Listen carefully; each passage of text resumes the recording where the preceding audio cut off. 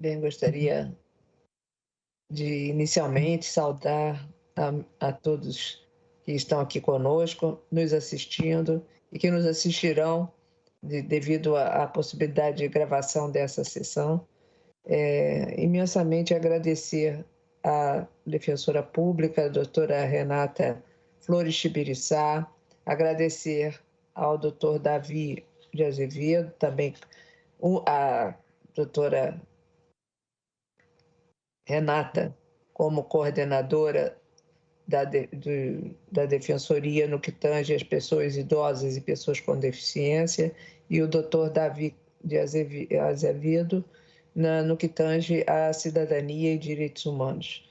Da mesma forma, saudar o professor André Ramos, da Universidade de São Paulo, da Faculdade de Direito, a famosa Faculdade do Lago São Francisco, que até eu, sendo carioca, conheço.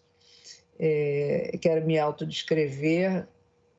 Sou uma mulher idosa, de 67 anos, morena, cabelo curto, grisalho. Hoje estou usando um arco no cabelo. Eu acho que é até para parecer o cabelo grisalho mais um pouquinho. E estou usando uma blusa azul marinho, o azul que é a cor de quase todos os símbolos da ONU. Por isso que eu escolhi para hoje. Quero saudar os intérpretes que nos acompanham e dizer da minha felicidade e da minha emoção de estar aqui com vocês num dia 10 de dezembro. Eu quase que coloquei a minha camiseta de direitos humanos, que foi distribuída pela Secretaria por ocasião dos 60 anos da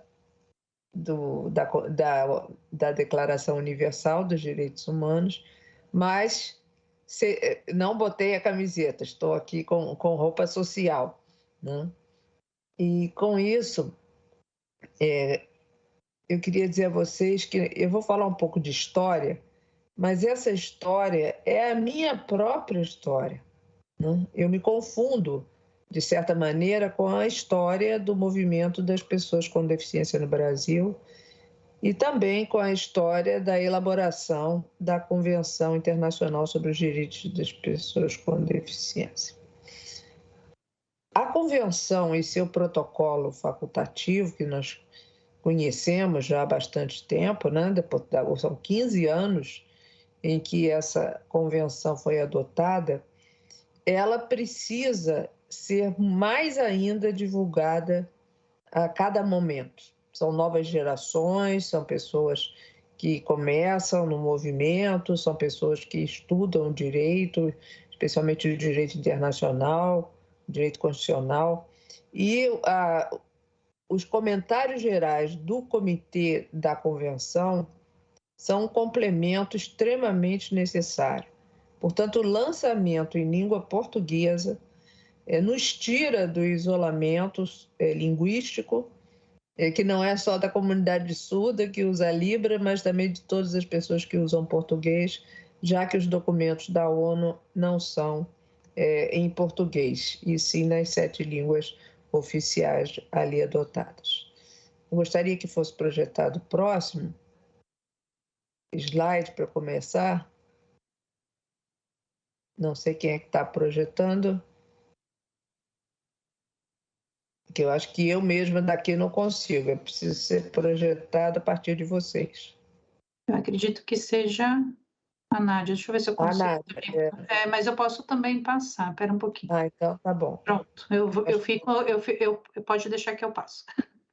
Tá bom, muito obrigada, doutora Renata.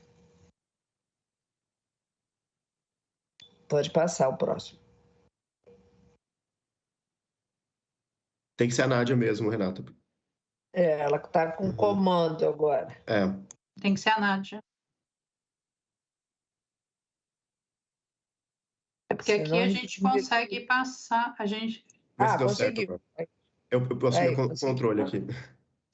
Tá, muito obrigada. Eu trouxe para aqui no primeiro slide o símbolo do ano de 1981, que foi o Ano Internacional da Pessoa Deficiente. A primeira vez que os documentos da ONU trouxeram a palavra pessoas, né? Os documentos falando sobre direitos humanos das pessoas com deficiência, na verdade, começaram na década de 70, com a Declaração do Deficiente Mental, um termo utilizado à época, e depois do deficiente físico, declaração em 71 e 75. E, finalmente, quando, no final da década de 70, a ONU determinou que teríamos um ano internacional dedicado ao tema da pessoa com deficiência, é aí que começa a utilização da palavra pessoa. E eu acho que o lema utilizado naquele ano de 1981, igualdade e plena participação, é um lema extremamente útil até hoje e que nós ainda não alcançamos. Então, a igualdade das oportunidades e a participação social são exatamente a grande busca de direitos das pessoas com deficiência. E aqui, o doutor André Ramos já comentou sobre a importância, todos vocês que antecederam, a doutora Renata e também o doutor Davi, sobre a visibilidade das pessoas com deficiência. E os documentos do Ano Internacional, há 40 anos atrás exatamente, nos falavam sobre a visibilidade da situação de vida de marginalização e das dificuldades e violação de direitos humanos enfrentados pelo maior grupo minoritário, hoje estimado em 15% da população mundial, o que corresponde a mais de 1 bilhão, 1 bilhão, 2 pessoas com deficiência em todo o país, em todo o mundo, né? Considerando que nós somos mais de 7 bilhões de habitantes do planeta Terra. A proposta do ano também foi a colocação do tema na agenda política dos países. E isso o Brasil já vinha fazendo, mas de uma maneira tímida. E a própria legislação brasileira, em 1981, não trazia informações muito importantes sobre pessoa com deficiência, a não ser uma emenda constitucional do ano de 1978, a emenda conhecida com o nome de Tales Ramalho, que era o parlamentar com sequela de pólio, que foi a primeira pessoa, ainda durante o regime militar, que propôs uma emenda à Constituição da época para que os direitos das pessoas com deficiência começassem a surgir no âmbito da Constituição brasileira. E o Ano Internacional também foi um reforço a todo o trabalho que a sociedade civil já vinha fazendo. Isso para surgir o protagonismo e que as pessoas com deficiência pudessem falar na primeira pessoa e não apenas serem representadas por outros. Pode passar, por favor? Próximo slide. Nesse ano internacional, 1981, no Brasil, era presidente João Batista Figueiredo, general. E a comissão que foi feita no âmbito do governo tinha um detalhe muito interessante. Era uma grande comissão para cuidar do Ano Internacional da Pessoa Deficiente, mas esqueceu-se justamente do protagonismo e não continha nenhuma pessoa com deficiência. Essa foi uma das grandes mobilizações iniciais para que justamente pudéssemos ter pelo menos uma pessoa com deficiência na Comissão Brasileira do Ano Internacional. E foi o carioca José Gomes Blanco que participou em nome de todos nós, pessoas com deficiência.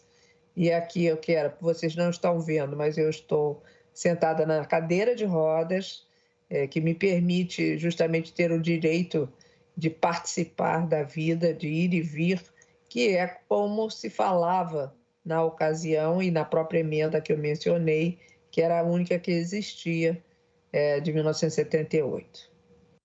Aqui eu estou projetando nesse momento uma composição que é um slide antigo, que eu já uso há bastante tempo, que é sobre o livro e o vídeo História do Movimento Político das Pessoas com Deficiência no Brasil.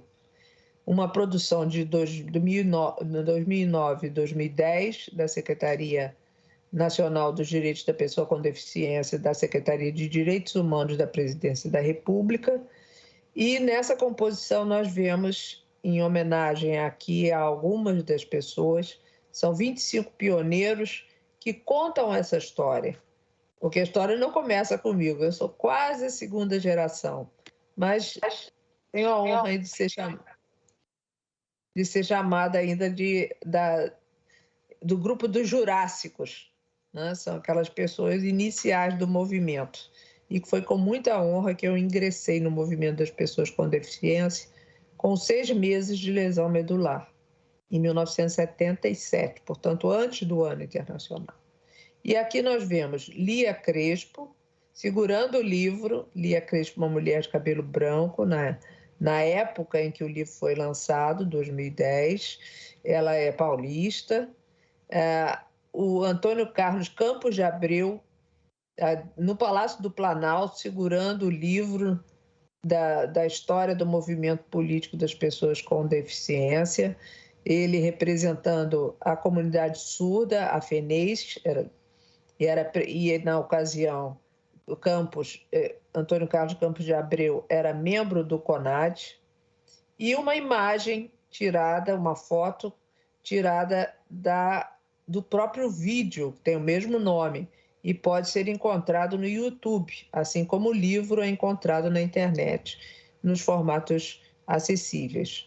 E aqui vemos o professor Adilson Ventura, que já não está entre nós, mas foi a primeira pessoa com deficiência a presidir o Conselho Nacional dos Direitos da Pessoa com Deficiência, o CONAD.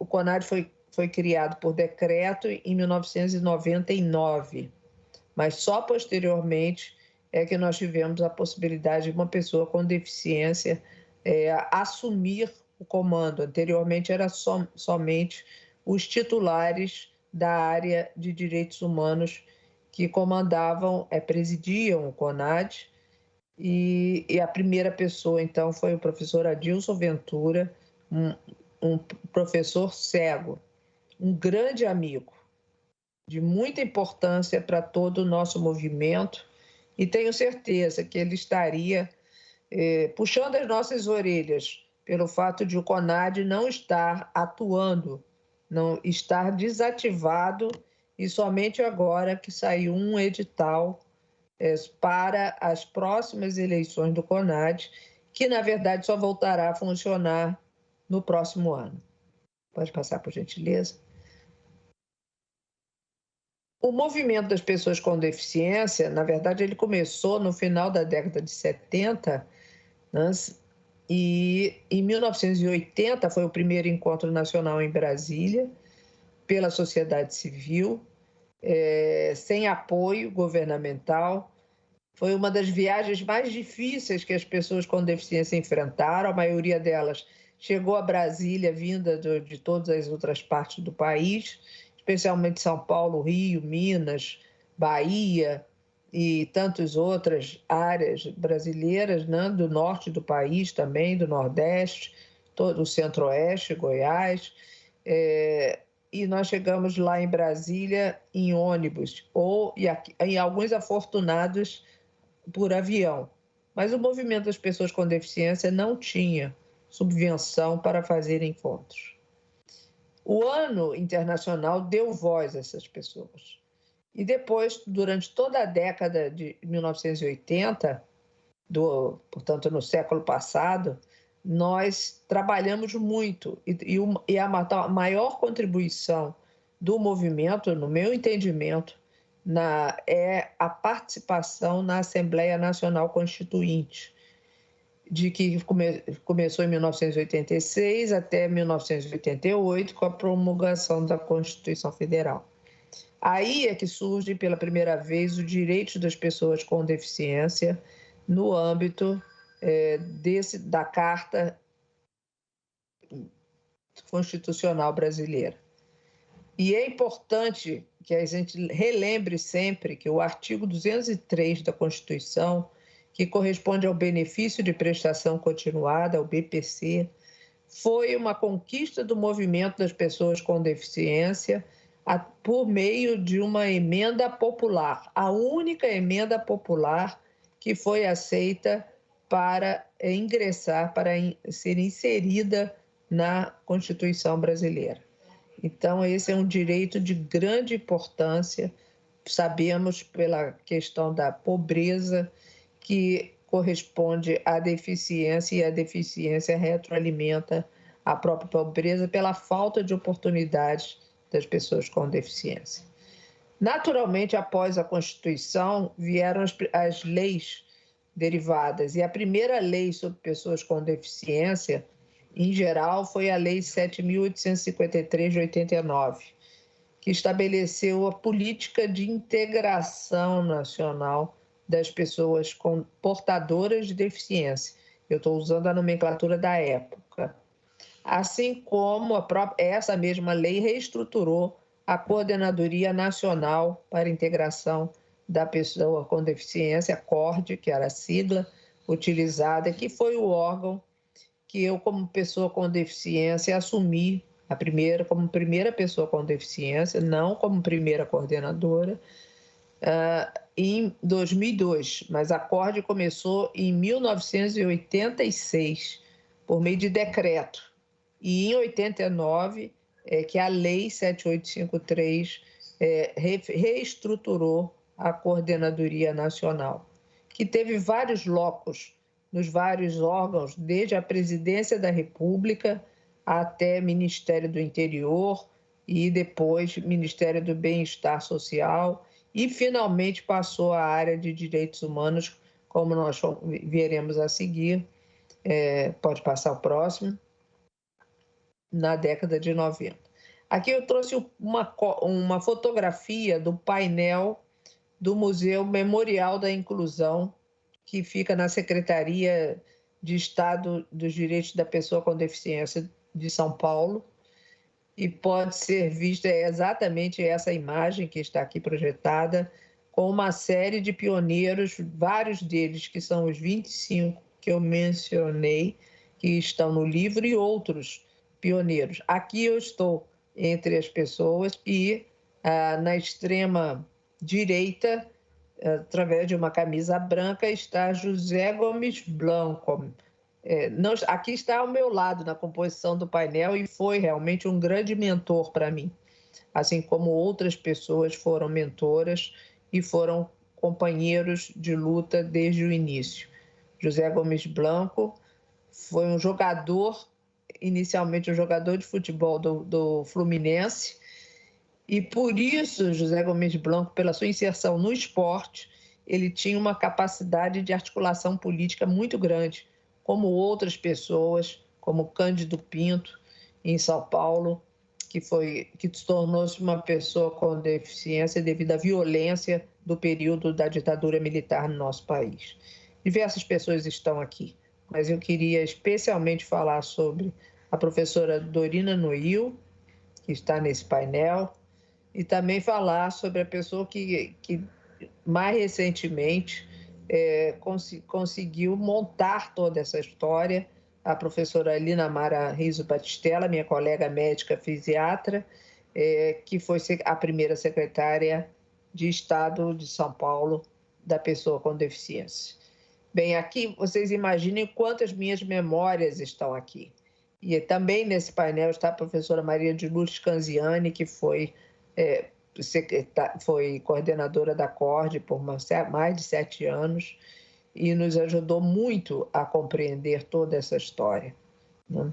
Ela criou as câmaras técnicas, que foi um dos recursos de articulação com o movimento social antes de existir o próprio CONAD, porque inicialmente era um conselho consultivo da CORD. E a professora Maria de Luz Canziani convocava câmaras técnicas juntando a sociedade e a área governamental. E foi assim que eu comecei, foi assim que eu a conheci no ano de 1981. E depois, quando ela assumiu a CORD, mais adiante, ela reforçou essa atividade. Vários companheiros estão aqui representados. Pode passar, por favor.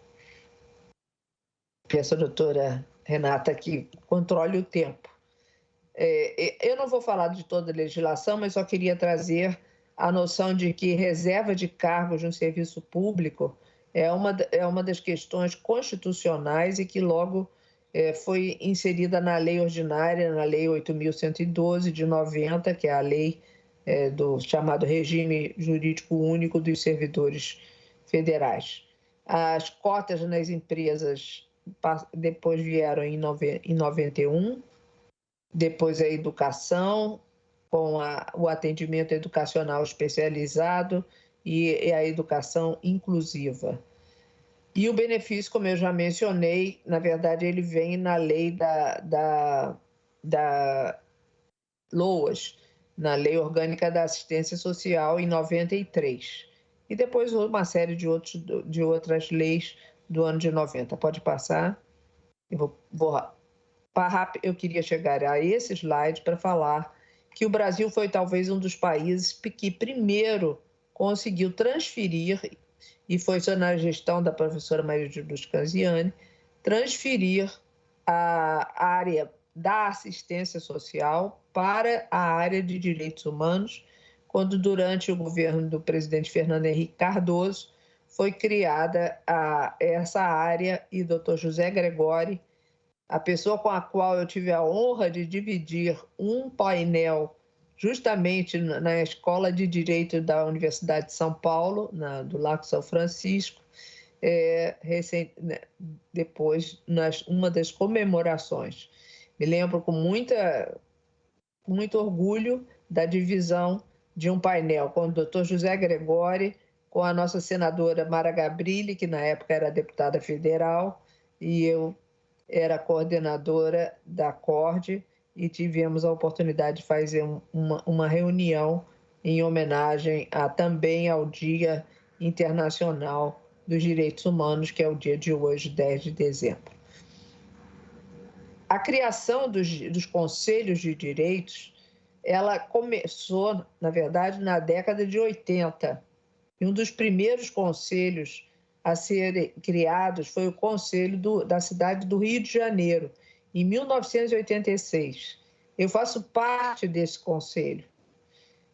Meu mandato se encerra agora, no início do próximo ano. As nossas eleições serão na próxima semana, dia 15 agora, de dezembro de 2021, e uma nova gestão começará em 2022.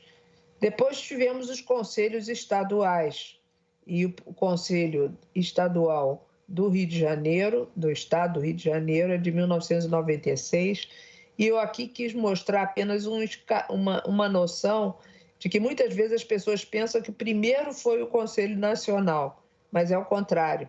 Primeiro foram os conselhos municipais e depois os conselhos estaduais, para finalmente conseguirmos o Conselho Nacional, o CONAD, em 1999.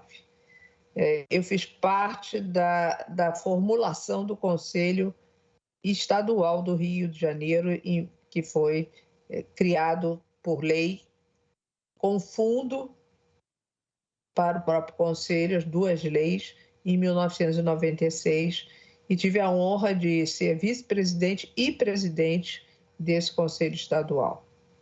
Depois nós tivemos os órgãos gestores, já depois dos anos 2000, os órgãos gestores nos estados e nos municípios.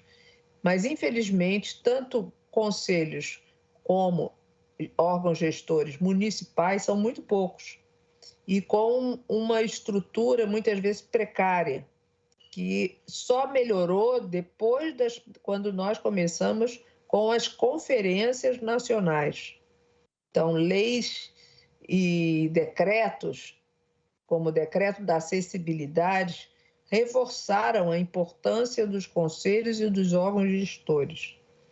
E as conferências nacionais foram 4 até agora, né? A primeira em 2006, a segunda 2 anos depois, por determinação do próprio CONAD, para que nós tivéssemos, já que estávamos começando uma nova atividade, isso já foi durante a minha gestão como coordenadora, e o presidente do CONAD, como já disse, o professor Adilson Ventura.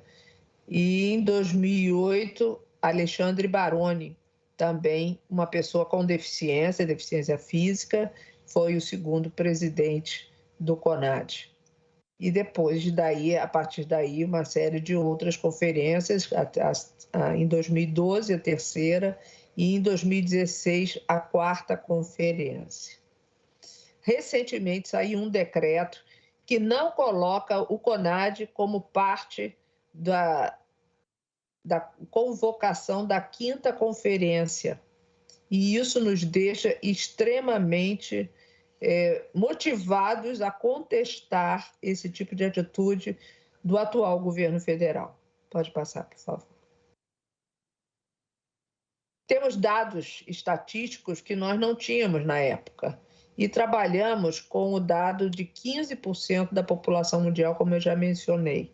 E no Brasil, temos um total, tivemos o censo de 2010, que foi o último, não, o censo agora não aconteceu. Mais uma vez será um censo fora da etapa de 10 anos, e naquela ocasião, em 2010, 23,9% da população mencionou ter alguma dificuldade, grande dificuldade, ou não conseguir de modo algum realizar atividades que estão na classificação internacional de funcionalidade, como andar e subir escadas, ouvir, enxergar ou apresentar deficiência mental / intelectual, que foi a maneira como o censo ainda trouxe, embora nós saibamos que há uma diferença fundamental entre deficiência mental, que vem do transtorno mental, e a deficiência intelectual, que é da área da aquisição do conhecimento cognitivo. Se nós considerarmos apenas o conjunto das grandes deficiências, nós teríamos 6,7% da população, ou 12 milhões,7. Pode passar, por favor. As leis continuaram sucedendo durante o período dos anos 2000, começando pela Lei da Acessibilidade e o Decreto da Acessibilidade. E eu quero frisar que o Decreto 5.296, que hoje basicamente foi incorporado à Lei Brasileira da Inclusão, ele foi assinado pelo presidente Lula em dezembro, da mais uma comemoração do Dia Internacional da Pessoa com Deficiência, em 3 de dezembro de 2004. E esse decreto foi colocado por todos nós em consulta pública, embora naquela ocasião nós não tivéssemos a obrigação ainda formalizada, como passou a ser a partir da adesão e da ratificação da Convenção sobre os Direitos das Pessoas com Deficiência. Mas nós já fizemos isso em 2004. Por isso, até atrasamos a edição do decreto regulamentador das leis de acessibilidade para que houvesse a participação, e a participação foi extremamente rica, com mais de 120 contribuições, das quais 1/3 foi incorporado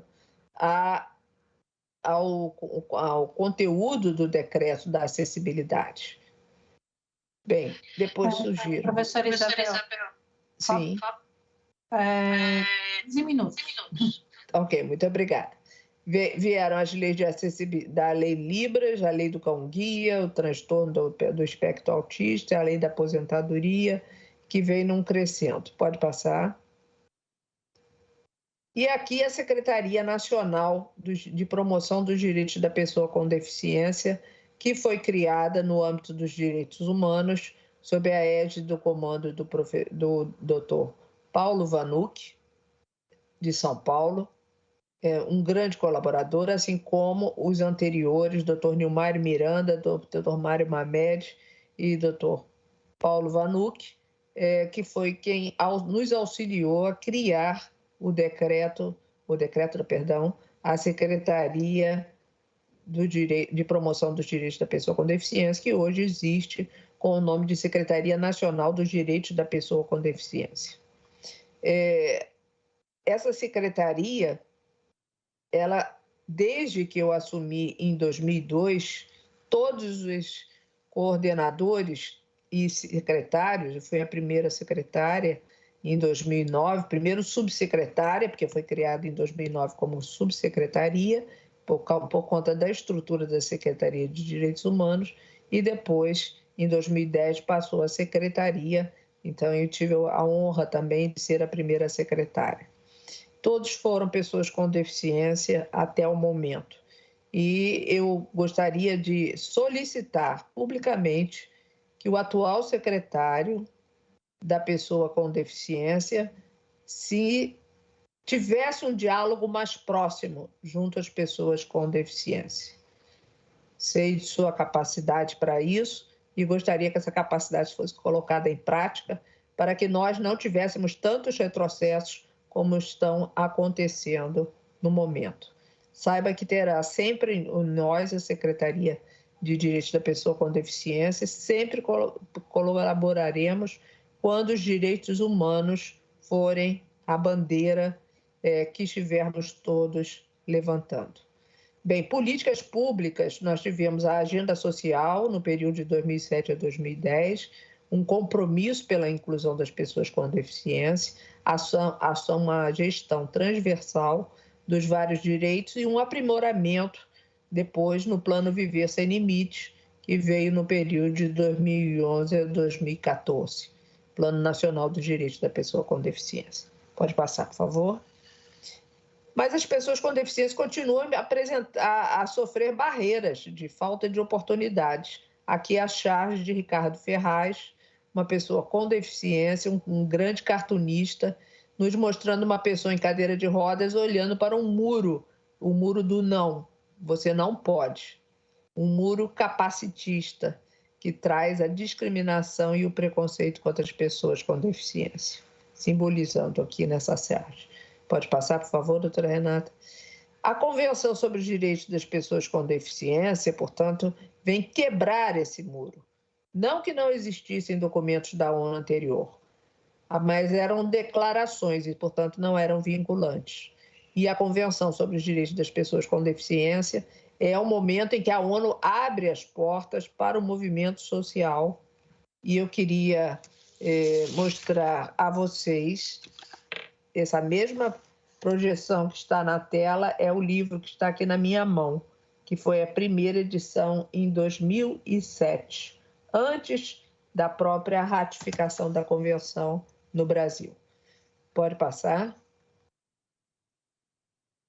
Aqui tem uma série de fotos históricas do Comitê da Convenção, que vigiu de 2002 a 2006, quando em 4 anos foi o tempo mais curto em que a ONU elaborou uma convenção sobre direitos humanos, o direito das pessoas com deficiência. Apareço honrosamente ao lado do embaixador Dom Mackay, que foi o segundo presidente do comitê. O primeiro foi o presidente Gallegos, do Equador, e o diplomata Dom Mackay, da Nova Zelândia, que completou e esteve à frente da comemoração justamente das sessões que elaboraram o texto final da Convenção da ONU.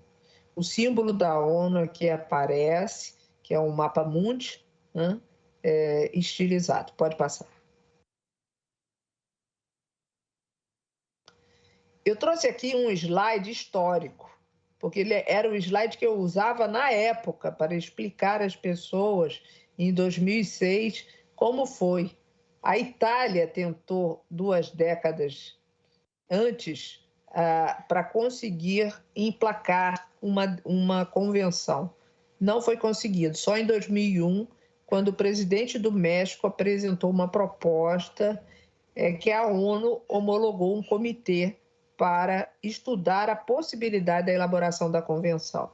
E essa convenção, então, o Brasil participou diretamente em 2002, quando começaram os encontros, através da representação de Rosângela Berman Biller, uma grande liderança brasileira, que morava já na ocasião nos Estados Unidos, e a pedido da coordenadora da CORD, anterior a mim, Nilzarete Lima, ela representou o Brasil em 2002.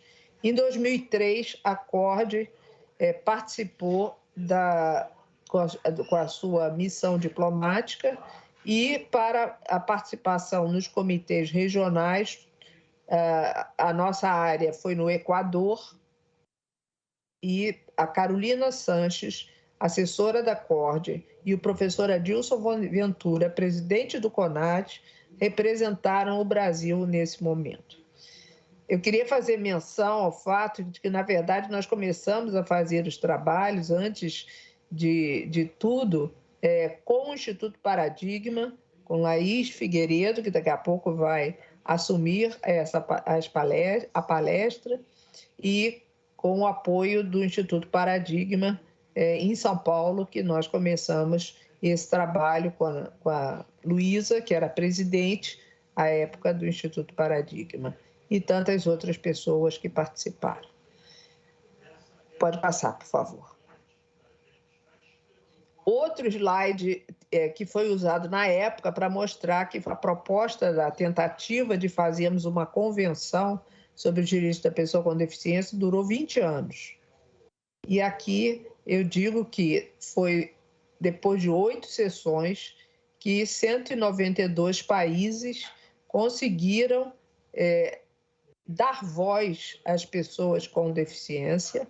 Os países, na verdade, são os que determinam o consenso para o texto da convenção, mas a voz foi das pessoas com deficiência, principalmente através da Aliança Internacional sobre Deficiência, que era um comitê de organizações internacionais de todos os tipos de deficiência.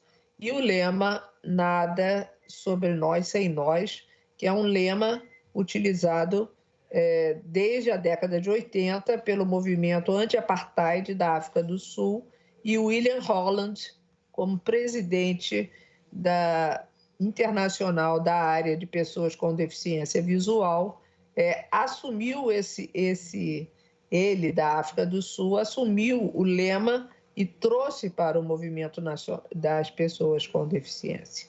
Nada sobre nós sem nós. O próximo, para não extrapolarmos o tempo, pode passar. Mais uma vez, uma foto histórica em que estou honrosamente ao lado do presidente do comitê, pode passar. Aqui a sociedade civil do GRULAC, né, do Grupo Latino-Americano e Caribe, assim como dentro da ONU existe esse grupo para os países. Nós nos reunimos. Eu vejo a Laís ali, ela já deve estar se vendo também nessa foto. Há vários países aí representados, Paraguai, o Brasil, estão Regina Tala, Flávia Vital, eu e Rosângela Berman aqui à direita. Vocês podem ver que a foto é da primeira reunião do ano, portanto, da penúltima sessão de elaboração do termo em janeiro de 2006. Quero dizer que em 2005 o Brasil também compareceu à ONU. Carolina Sanches representou o Brasil na primeira, em janeiro de 2005. E nós não participamos em agosto. Pode passar para completarmos. História. A história é que nós ficávamos durante o dia na ONU e à noite nos hotéis, trabalhando com a sociedade civil. Aqui eu tive cuidado, viu, Laís, de não trazer nenhuma foto que tivesse alguma garrafa de vinho, que era o que nos segurava do frio que fazia em Nova York para os brasileiros. Pode passar. Mas reparem o horário, sempre muito. E aqui, para completar, eu comentei que a professora Canziani criou as câmaras técnicas. Nós fizemos uma câmara técnica em Brasília para que o Brasil pudesse, em 2006, entre o intervalo de janeiro até agosto, que foi a última sessão, pudesse discutir os temas pendentes. Pode passar.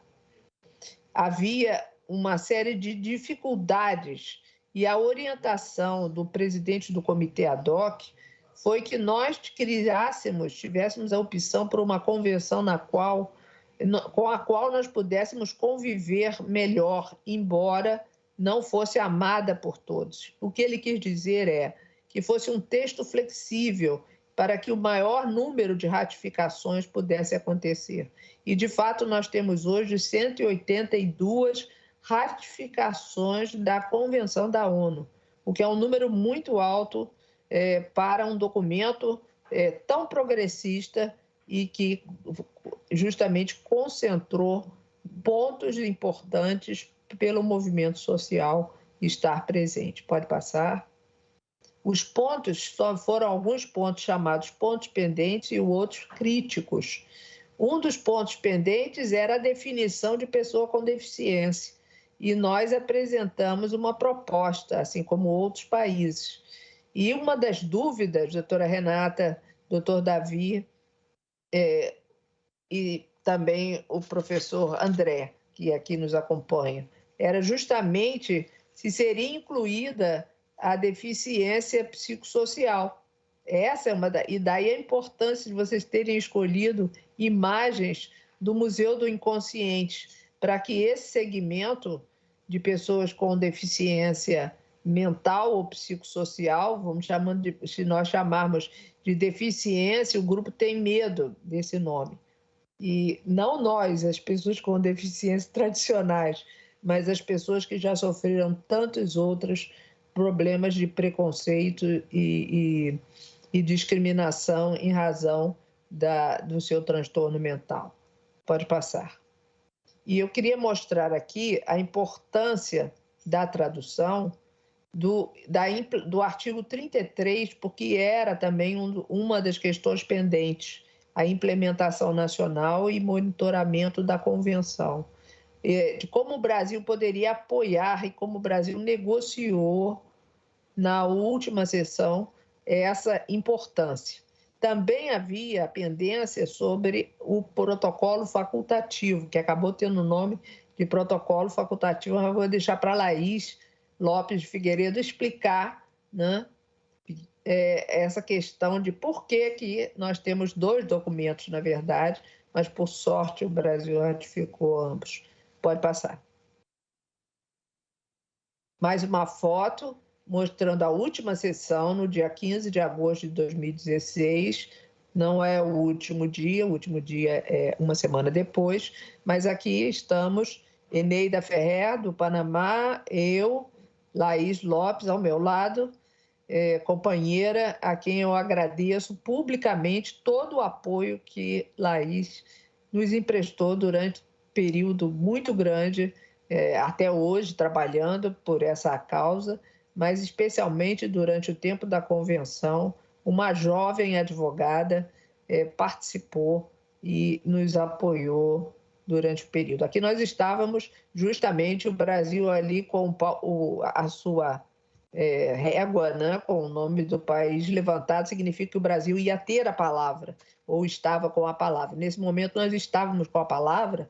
Na verdade, nós iríamos defender a educação inclusiva, mas na última hora tivemos que defender os direitos sexuais e reprodutivos que estavam sendo ameaçados por um grande país católico, a Nicarágua, e então nós achamos que o maior país católico deveria defender os direitos sexuais e reprodutivos. Isso para vocês terem uma ideia da complexidade que é um texto da convenção. Pode passar. Isso tudo faz parte da história do movimento. Aqui mais uma foto com o embaixador Dom Mackey, Flávia Sintra, Flávia Vital, Regina Tala e Ricardo Tadeu Marques da Fonseca. Nós, já na última sessão, quase com o texto terminado, mas ainda tivemos que enfrentar uma única votação, que foi relativa à questão da situação de risco em países que tivessem em estado de guerra. Esse foi o ponto que foi para votação, foi o único. Pode passar. Quero mostrar a vocês o mesmo documento que eu mostrei antes, a primeira tradução em 2007, eu entregando ao presidente Lula, que encaminhou uma mensagem presidencial ao Congresso Nacional para dar início ao trâmite de ratificação da Convenção. Não é um processo fácil. Pode passar. Nós optamos e escolhemos, logo que a Convenção foi em 13 de dezembro de 2006, na 71ª sessão da Assembleia Geral, foi adotada e o Brasil assinou em 30 de março. Laís estava presente com o Rogério Sottile, que foi o representante brasileiro, do governo brasileiro, na abertura para a adesão dos Estados-partes. E essa mensagem presidencial, foi aquela que sugeriu que o Legislativo, para dizer que o Executivo aceitaria se o Legislativo optasse pela ratificação conforme a emenda constitucional 45 de 2004, que nos permitiu justamente ter hoje talvez um pouco mais de estofo, né? Mais força, porque a Convenção é constitucional, é marco constitucional no Brasil. Pode passar. Eu já vou completar. O decreto legislativo é o de 2008, e isso atrasou que o Brasil não está entre os primeiros 20 que depositaram a ratificação da Convenção, justamente porque nós tomamos o caminho mais difícil, mas não entendíamos à época que, com o apoio de todos nós, e eu quero fazer menção ao meu dileto amigo Joelson Dias, que não apareceu aqui nas fotos, mas estava presente todo o tempo, e Joelson, e assim como Laís e outros, o próprio Ricardo Tadeu, ficaram o tempo todo, viu, doutora Renata, no meu ouvido, dizendo: vamos utilizar a emenda constitucional 45 de 2004 para ratificarmos a Convenção como emenda constitucional. E depois houve a necessidade da promulgação de um decreto executivo para fins de utilização interna no país da Convenção da ONU, e é o decreto 6949. As pessoas às vezes confundem. Afinal, a ratificação foi em 2008 ou 2009? A ratificação se deu em 2008 e a promulgação interna em 2009. Pode passar para completarmos. A Convenção traz o conceito de pessoa com deficiência, mostrando que deficiência resulta de uma interação, ela é relacional. Portanto, barreiras das atitudes e ambientes que causam a deficiência e não o impedimento biológico. Pode passar. Eu não vou deixar toda a convenção para a Laís, mas quero chegar aqui à Lei Brasileira de Inclusão, que é a Lei 13.146 de 2015, que foi a lei que atualizou todas as nossas legislações e acrescentou aquilo que foi necessário, assim como retirou do Código Civil e de outras leis algumas questões que não estavam de acordo com o texto da Convenção, para adequar o marco legal brasileiro ao texto da Convenção. Pode passar. Completando, na Lei Brasileira da Inclusão, vem o mesmo texto que está na Convenção sobre os Direitos da Pessoa com Deficiência, que diz que pessoa com deficiência é aquela que tem impedimento de longo prazo, de natureza física, mental, intelectual ou sensorial, o qual interação com uma ou mais barreiras pode obstruir sua participação plena e efetiva na sociedade em igualdade de condições com as demais pessoas. Pode passar, faltam 2 slides. Bem, a Lei Brasileira da Inclusão, no artigo 2º, determina que sejam feitos instrumentos para a avaliação da deficiência. E deu justamente 2 anos, a partir de janeiro de 2016, então até janeiro de 2018, era o prazo para que ficasse pronta uma avaliação da deficiência de caráter biopsicossocial, e que será feita por uma equipe multiprofissional e interdisciplinar. Pode passar. E agora que nós precisamos, mais uma vez, do nada sobre nós sem nós. Pode passar. Por que isso? Porque nós precisamos justamente desse lançamento que vocês estão fazendo e nos brindando. E trazendo para o movimento social a importância dos comentários gerais do Comitê da Convenção. Principalmente, eu diria, nesse momento, o comentário geral número 7, de participação das pessoas com deficiência, como um dos pilares, como eixo transversal também da própria convenção. E essa obrigatoriedade de que as pessoas com deficiência participem e tenham voz ativa, não apenas assistam, está nas obrigações gerais, portanto, no artigo número 4 da Convenção, item 3, que fala da elaboração e implementação da legislação e das políticas, com a participação ativa das pessoas com deficiência. Isso não está acontecendo no momento em que temos uma ameaça de regulamentação da avaliação da deficiência que não espelha o que determina a Lei Brasileira da Inclusão e aquilo que determina a própria Convenção da ONU. A mesma coisa está a participação da sociedade civil na implementação e monitoramento nacionais da Convenção, como traz o artigo 33, e são esses 2 pontos que o comentário geral número 7 determina. E é aqui que eu vou passar o último, dizendo que o movimento social não pode se desmobilizar, porque o risco de retrocesso sempre existe, em alguns momentos mais do que em outros. E, portanto, esse é o momento. Doutora Renata, doutor Davi, doutor André, Laís, doutora Laís, nós precisamos, mais uma vez, nos valermos de todo esse esforço de 40 anos do Ano Internacional, de mais de 40 anos do movimento das pessoas com deficiência, de toda a força que nós tivemos durante o período da ditadura militar para construir o trabalho em prol da inclusão e a participação das pessoas com deficiência. E, mais uma vez, temos que utilizar a mobilização social e os órgãos de defesa dos direitos das pessoas com deficiência, como é a Defensoria Pública, como é o Ministério Público, como são outros órgãos importantes, as organizações, para, de novo, termos o CONAD funcionante, voltarmos a ser protagonistas da próxima conferência e não o governo.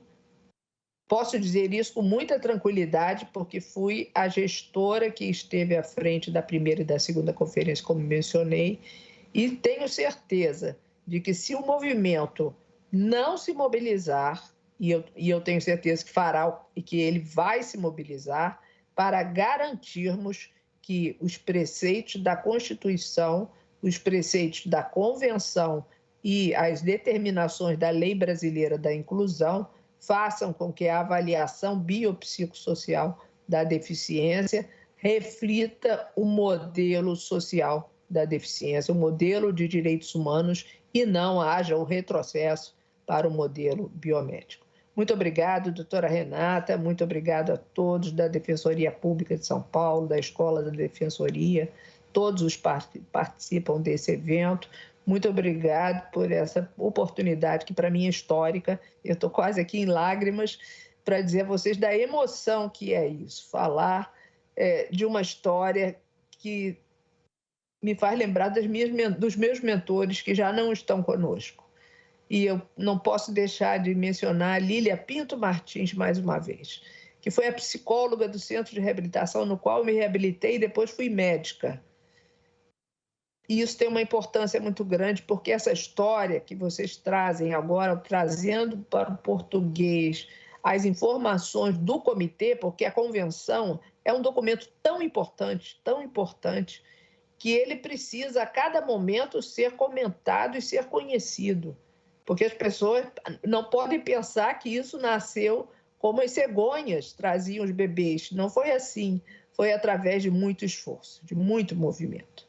Então, nós precisamos realmente trazer para o português cada um dos comentários da educação inclusiva, das moradias, da participação, especialmente nesse momento, é o comentário número 7, que vai nos salvar de qualquer tipo de ingerência indevida sobre os direitos das pessoas com deficiência. Muito obrigada.